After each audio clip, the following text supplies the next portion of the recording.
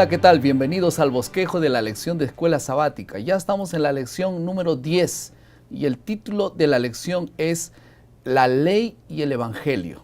Está con nosotros una vez más el profesor Leandro Cuadros. Bienvenido. Gracias, pastor.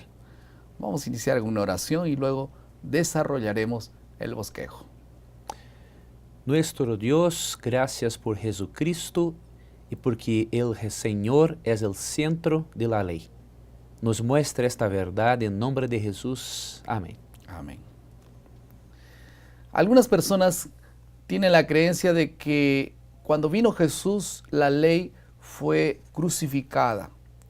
¿Cómo funciona esto en la realidad? Vamos a pensar que la ley no existe más. Aquí hay unos cuadros que representan cada uno de estos puntos fundamentales. Tenemos la ley, por ejemplo aquí. Supongamos que la ley no tuviese más ninguna función, fue clavada. Efectivamente, ya no existen más los 10 mandamientos. Entonces, no tiene más sentido estar en este lugar. ¿Qué ocurriría según la Biblia? ¿Qué dice la Biblia que es el pecado? 1 Juan 3:4 dice que el pecado es la infracción de la ley. Eso quiere decir que el pecado no existe más, porque si no existe ley, el pecado no existe, porque el pecado es la infracción de la ley. Entonces tampoco no existe más pecado. ¿Qué existiría con la muerte? La muerte vino por causa del pecado. El pecado, la paga del pecado es la muerte, dice la Biblia. Entonces quiere decir que no hubiese muerte tampoco. Eso quiere decir que ahora Jesús, que vino para rescatarnos del pecado y de la muerte, dio su vida para liberarnos del pecado, librarnos del pecado. ¿Cómo es posible ahora que exista la presencia de Jesús si es que no hay pecado y no hay muerte y no hay tampoco ley? Entonces Jesús tampoco habría venido. La gracia que Jesús vino a traer a este mundo es el regalo de poder no pagar con muerte al pecador, sino pagar con gracia. Él murió en vez de nosotros, pero si no hay pecado, ¿en vez de quién muere? ¿Y para qué gracia, no? Hasta que finalmente el perdón de los pecados. Todo tiene una relación, todo está estrechamente ligado. Este será el tema que nosotros estudiaremos. ¿Cuál es? Conocer la naturaleza de la ley, su finalidad y su relación con las buenas nuevas de la gracia salvadora de Dios. Vamos a pasar a la segunda parte del bosquejo, que es la exploración.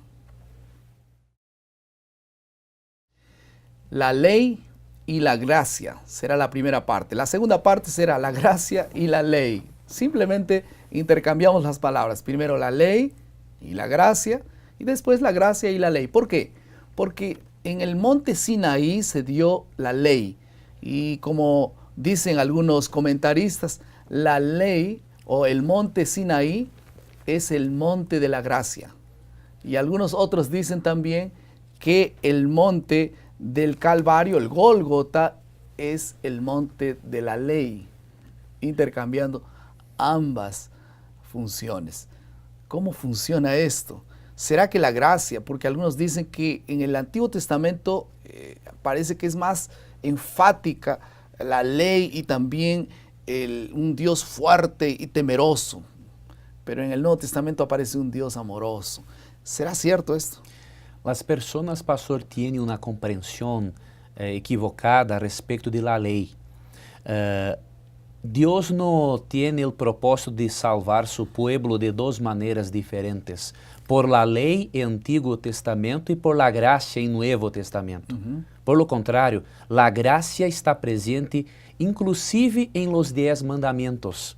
Por ejemplo, en Éxodo 20, versículo 2, Éxodo 22. antes de Dios hablar de la ley, Él dice el siguiente: Yo soy Jehová tu Dios que te saqué de la tierra del Egipto, da casa de servidumbre.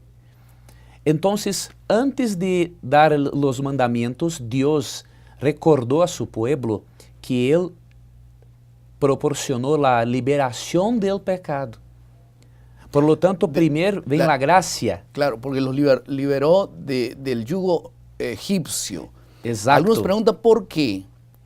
Porque ellos eran un pueblo bueno, eran todos tan buenos que Dios los sacó. Por lo contrario. O porque tal vez ellos eran fuertes, por la fortaleza militar ellos consiguieron salir. Fue todo por misericordia, ¿no? Tudo misericordia, por la gracia. Antes de la ley, Dios manifiesta su gracia en el Antiguo Testamento. También Pastor David, que escribió el Salmo 119, él habla que a lei não é su medio de salvación, mas la gracia de Dios. Salmo 27, versículo 1. Jehová es mi luz y mi salvación. Portanto, la teoria, la creencia de que tienen dos maneras de Dios a salvar el ser humano es un error bíblico tremendo, porque solo existe una manera de salvación, Jesucristo. Cuando el Evangelio cala profundamente en el corazón, suscita naturalmente el deseo de vivir en armonía con los mandamientos de Dios. Entonces la obediencia es el resultado de la salvación. Exacto, pastor. Los cristianos tienen la tendencia de hacer una lectura solo de Efesios 2, 8 y 9.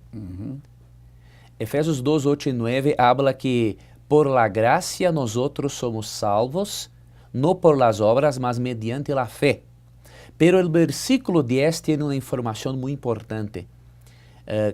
Jesucristo me salvó, me recrió para que yo tenga la práctica de las buenas obras. Sí, para buenas obras. Buenas obras. Entonces, Efesios 2, 8 a 10, juntos, Sí. hablan lo siguiente: yo soy salvo por la gracia de Dios, pero la gracia hace una transformación en mi vida y me cambia para que yo parezca más con Jesús. Entonces, allí se puede dar la palabra legalismo. Legalismo es fundamentalmente dos cosas: la ausencia de Dios en la práctica cristiana, Sí, y en segundo lugar, querer salvarse o pretender salvarse por la obediencia a la ley. sí.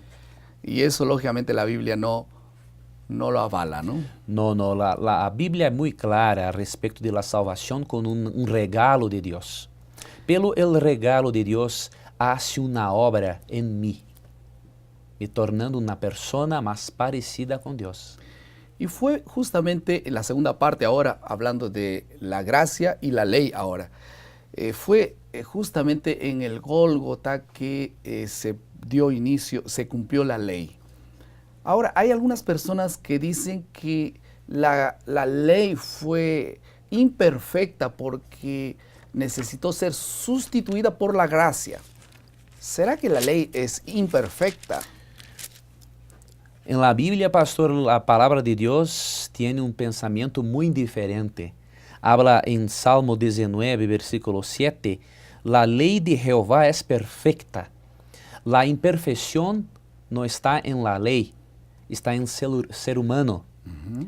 Romanos 8, versículo 2 habla que nuestra carne está enferma. El problema somos nosotros, no en los mandamientos de Dios.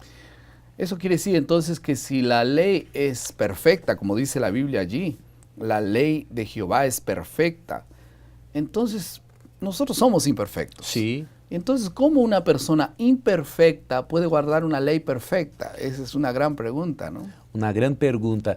Es imposible, pastor, una persona obedecer los mandamientos de Dios solo por su voluntad. La palabra de Dios habla en Hebreos 8:10 que el Espíritu Santo tiene el propósito de escribir los mandamientos de Dios en nosotros. En el corazón. En corazón. A palabra de Dios habla también en Tito 2, versículo 13, que Dios hace, nosotros tenemos el deseo de hacer las cosas buenas y la capacidad de hacer las cosas buenas. Entonces, la ventaja era, él sí era perfecto. Sí, Y él que era perfecto, hace en nosotros lo que nosotros no podemos hacer. Exacto. Em Romanos 5, pastor 19, habla que a obediência de Jesucristo nos traz a salvação, não nossa obediência. Pero la justificación, el perdón de Dios, hace una obra por mí, Cristo me trace el perdón, pero la justificación hace una obra en mí, una transformación. Yo soy, de acuerdo con 2 Corintios 5:17, una nueva criatura. Y esa nueva criatura es la creación de Dios en el corazón del hombre. Por eso la Biblia dice que Él hace en nosotros, produce en nosotros el querer como el hacer por su buena voluntad. ¿No es así? Es así, pastor. La santificación es muy importante, que la santificación, que es la persona tener una transformación todos los días, la santificación es una fase de la salvación que tiene de ocurrir en nuestra vida hasta que Jesús vuelva a nuestro mundo. Y la Biblia dice que Dios irá a hacer la conclusión de su obra en nosotros en Filipenses 1, versículo 6. Y así el cristiano no tiene motivo para ser una persona triste, temerosa, porque Dios hace la obra final. Hay una perfecta armonía entre la gracia y la ley. Vamos a pasar ahora a la aplicación del texto. Algunos años atrás, un policía detuvo mi automóvil y en ese momento yo estaba infringiendo una ley de tránsito. Estaba yendo en contra del tránsito. Entonces él me dijo que había cometido un error y enseguida yo fui rápidamente encaminado a pagar una multa. Cuando yo me dispuse y dije, está bien, yo cometí el error, merezco pagar la multa, el policía se sorprendió porque normalmente los que cometen la culpa no se autoculpan, no reconocen fácilmente. Sí. Por eso es tan importante reconocer las culpas delante de Dios. Entonces él dijo, mire, primera vez que alguien reconoce su culpa, yo quiero perdonarlo por causa de su reconocimiento. Yo me sorprendí, perdonarme. Bueno, entonces le agradecí, me dejó ir y entonces descubrí que ese policía me indultó de aquella culpa. Mi pregunta es, ¿realmente me perdonó? ¿En qué consiste el perdón? ¿Será que Dios pasa por alto las culpas? ¿Será que la ley es así? En la cruz la justicia y también la misericordia se encontraron y se besaron. Dios no indulta, no pasa por alto los pecados. No porque alguien se porta bien, dice, tú me caes bien, yo te voy a pasar por alto el pecado, no te voy a condenar. Jesús no pasa por alto, Él paga el precio y el precio fue alto. El precio fue la muerte de Jesús. Fue la muerte. Isaías 33, pastor, versículo 22, habla que Dios es la persona que escribió la ley.